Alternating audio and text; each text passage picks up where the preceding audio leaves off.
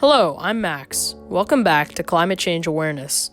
Today we are going to be talking about what the American government is doing against climate change. A couple of months ago, we were fortunate enough to interview State Senator Cynthia Cream at the State House, representing the Norfolk District of Massachusetts. Would you like to say more about that, Archie? Cynthia Cream feels passionate about climate change and that our government isn't doing enough to combat it. We asked her about what she's doing about it and why she feels this way. But to see the full thing, we will momentarily play footage of our interview with her. Go ahead, Lee. Roll the clip! My first question is, what motivates you to do what you do? I'm motivated because I want to make the world a better place.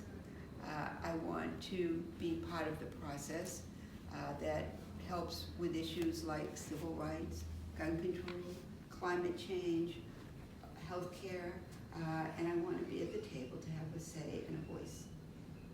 In your opinion, what are the most efficient and effective ways for an average person to deal with climate change? You can eat less beef.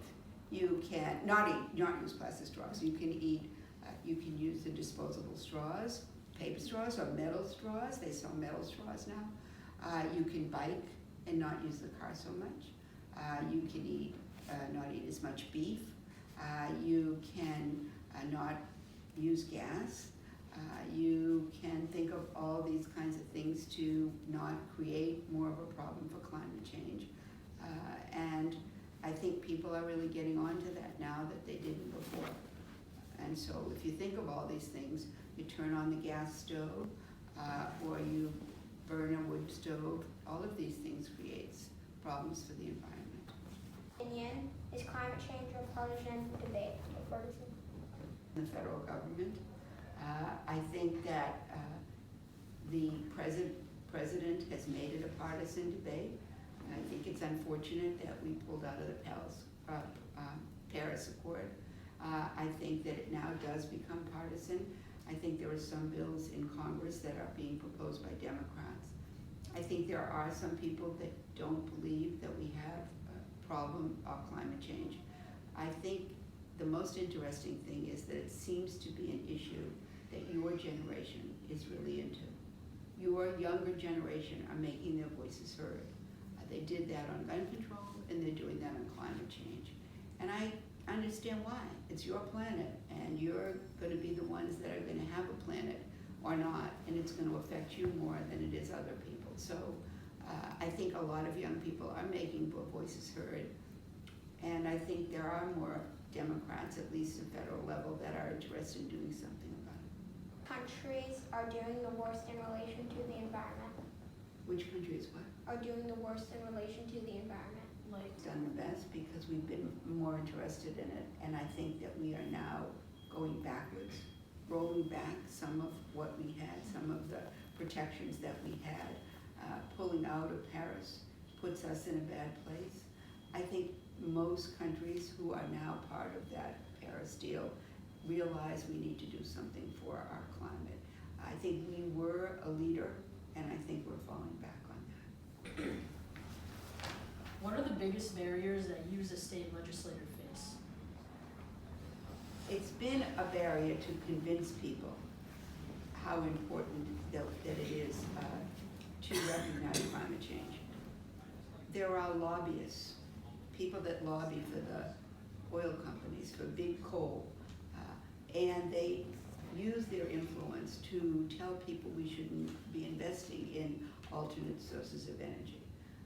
Trying to provide information that fossil fuel is not that bad, and they have money to do that, and that's made a difference in people being slow to catch on to the fact that we do and we should be spending more money on alternative energy, solar energy. We did a bill in the legislature to increase the use of solar power. We need to do more of that. But again, we have to fight the lobbyists who have a different idea. Which 2020 presidential candidate do you believe will take the most action against climate change? To the debates. And you're asking me at the right time. There's a debate tomorrow and there's a debate the next day. I feel confident that almost all of the Democratic candidates have taken a position with regard to climate change. I haven't come to the point where I think one will do better than the other. I think the debates will be very helpful, and maybe by the time your bar mitzvah comes around, we'll have a better idea. And that concludes our interview with the state senator. Lee's going to quickly summarize what she said. When we got to the State House, we went upstairs to Cynthia Cream's office and got to meet her. Afterward, we were given a tour of the State House, seeing sights such as the colonial paintings and more. After the tour, we went back to Cynthia Cream's office for the interview. During the interview, we asked her about her opinions on America's involvement in climate change. She was disappointed in what the current office has done so far, pulling out of the Paris Accord.